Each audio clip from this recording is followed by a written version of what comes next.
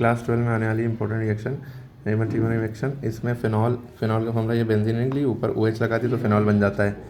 इसमें catalyst chloroform लेंगे और प्रोमोटर पोटेशियम हाइड्रोक्साइड लिया। क्लोरोफॉर्म का फॉर्मूला होता है CaCl3, ये याद रखिएगा। और जब हम रिएक्शन कराते हैं तो ये देखो यही चीज़ सेम मिलती है, बस यहाँ पे CHO लग जाता है, ठीक है, याद रहेगा। यहाँ पे एल्डिहाइड ग्रुप लग जाता है, तो इसका नाम फिनॉल से चेंज होकर क्या बन जाता है, सैलिसिल एल्डिहाइड, क्योंकि CHO लगा है ना मेजर, ठीक है। और प्लस अगले स्टेप में यहाँ पे CHO ये जो है यहाँ से उठ के नीचे आ जाता है, तो P सैलिसिल एल्डिहाइड हो जाएगा और ये माइनर कहलाएगा, ठीक है। क्लियर? क्या लिया, फिनॉल लिया, फिनॉल को फ्लोरोफॉर्म से रिएक्शन कराई तो ये सैलिसिल एल्डिहाइड बना। फिर अगले स्टेप में ये नीचे लग गया और ये P सैलिसिल माइनर एल्डिहाइड, ठीक है।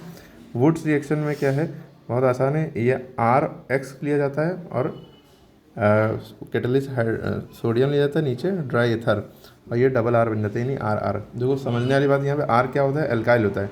एल्काइल मतलब होता है CnH2n+1 का फॉर्मूला CH3 या C2H5 या C3H7, मतलब जितने कार्बन उसका डबल +1 हाइड्रोजन। कार्बन 2 है तो 2 का डबल 4, 4+1 5, कार्बन 1 है उसका डबल 2, 2+1 3, ठीक है। तो ये R में एल्काइल, यानी कि R का मतलब ही होता है एल्काइल, यानी CH3 C2H5 C3H7, इस तरह से लिख सकते हैं।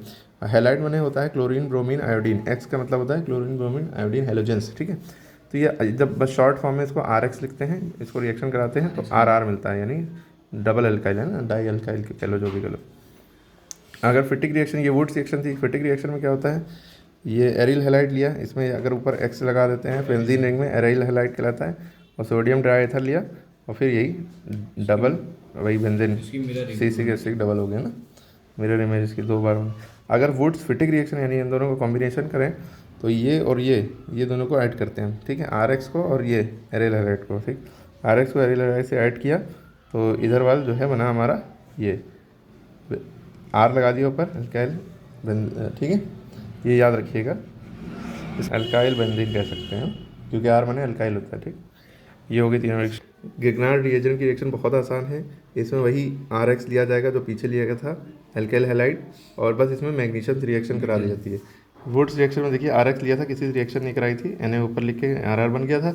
इसमें क्या फ़र्क है, वही RX लेंगे, Mg से रिएक्शन कराएंगे मैग्नीशियम से, ये मेटल है, ठीक है, और ड्राई ईथर ऐसे लिखेंगे, और बस R और X के बीच में ये जो Mg से रिएक्शन कराई ये बीच में आ जाएगा, RMgX, यानी कि समझ लीजिए जुड़ गया, लेकिन Mg बीच में लिखना है, ठीक है। इसी को कहते हैं RMgX को गिग्नार्ड रिएजेंट, ठीक है।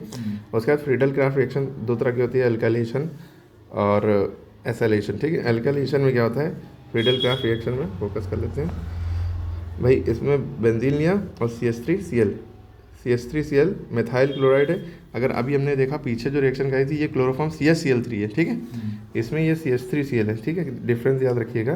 फ्रीडल क्राफ्ट में CH3Cl होता है और कैटलिस्ट AlCl3 रहते हैं, और ये टॉल्यून बन जाता है, यानी कि इसका जो CH3 है ये बेंजीन रिंग के ऊपर आ जाता है। बेंजीन रिंग कहते हैं C6H6, ठीक है, तो ये ऊपर आ जाता है तो इसका नाम टॉल्यून हो जाता है। और क्या बचा, हाइड्रोक्लोरिक एसिड, ठीक। तो ये फ्रीडल क्राफ्ट रिएक्शन हुई एल्काइलेशन की, क्लियर। अब इसकी जो दूसरी रिएक्शन है वो ये है फ्रीडल क्राफ्ट रिएक्शन एसाइलेशन में। फिर वही वो लिया हमने CC बेंजीन रिंग लिया, आपकी यहाँ पे CH3, वहाँ पे CH3Cl थी मेथाइल क्लोराइड, यहाँ पे CH3COCl, ठीक है। इससे रिएक्शन जब कराएंगे और AlCl3 वही कैटलिस्ट लेंगे, आपकी यहाँ पे टॉल्यून ना होके मतलब CH3 ना के यहाँ पे COCH3, यानी इतना हिस्सा आ जाएगा COCH3, ठीक है। और यहाँ इसका नाम होता है एसिटोफेनॉन, ठीक है, और HCl अलग हो गया, हाइड्रोक्लोरिक एसिड अलग हो गया। ये दोनों रिएक्शन फ्रीडल क्राफ्ट रिएक्शन में आती हैं, क्लियर। अब पार्किंस रिएक्शन में अगर पूछेगा तो ये कैसे है रिएक्शन, इसकी होती है, बेंजाल्डिहाइड लिया, एसिटिक एनहाइड्राइड लिया, सोडियम एसिटेट कैटलिस्ट लिया, हीट किया, सिनेबार यानी दालचीनी वाला एसिड बन गया, ठीक है। इसमें प्रोडक्ट यही बनता है, सिनेमिक एसिड एरोमेटिक एसिड कहलाता है, इसमें एरोमा की स्मेल आती है। नेचुरल सोर्स ये मिलता कहाँ है, सिनेमन, दालचीनी लकड़ी जो होती है ना। IUPAC इसका फॉर्मूला क्या है, 3-फेनाइल 2-इनोइक एसिड, ठीक है। और ये कहाँ का यूज़ होता है, फ्लेवरिंग एजेंट, टेस्ट लाने के लिए खाने में, डाइज में भी यूज़ होता है, एस्टर फॉर परफ्यूम, तो परफ्यूमर्स, ठीक है, और एस्पर्टेम यानी स्वीटनर, मिठास डालने के लिए। इसके बाद ये कुछ फॉर्मूला है जो याद होना चाहिए, ब्लू विट्रोल का जिंक सल्फेट हेप्टाहाइड्रेट यानी 7H2O, और ग्रीन ब्लू विट्रोल का कॉपर सल्फेट CuSO4 5H2O यानी 5 माने पेंटाहाइड्रेट, 7 माने हेप्टा, हाइड्रेट माने वाटर होता है, ठीक है। ग्रीन विट्रॉल का FeSO फॉर फेरस सल्फेट 7 हेप्टाइड्रेट, ठीक है। तो वाइट में जिंक है, जिंक सल्फेट है, ग्रीन में आयरन सल्फेट यानी फेरस सल्फेट है, और ब्लू में कॉपर सल्फेट है। सबसे इंपॉर्टेंट ये ब्लू वाला है, लेकिन पढ़ लिएगा सब। वार्षिक सोडा फॉर्मूला होता है Na2CO3 इंटू 10H2O। Na2CO3 यानी सोडियम कार्बोनेट, ठीक है। 10H2O डेकाहाइड्रेट, ठीक। बहुत सारे केमिकल ऐसे हैं जिनके दूसरे नाम से एग्जाम में पूछा जाएगा, ठीक है, ये भी याद रखिएगा। रिएक्शन आ सकती है formic acid from oxalic acid या oxalic acid into formic acid. दोनों का क्वेश्चन का मतलब सेम है कि फॉर्मिक एसिड ऑक्जेलिक एसिड से कैसे मिलेगा या ऑक्जेलिक एसिड से फॉर्मिक एसिड कैसे बनेगा, ठीक है। तो ऑक्जेलिक एसिड फॉर्मूला होता है COOH यानी 2 बार लिया, ठीक है, और ग्लिसरॉल 110 डिग्री सेल्सियस पे हीट किया, और HCOOH ये फॉर्मिक एसिड फॉर्मूला है, वाटर कार्बन डाइऑक्साइड, ठीक है। इसके एसिटिक एसिड इंटू एथिलीन या एथिलेमिन फ्रॉम एसिटिक एसिड, ये कैसे फॉर्मूला है?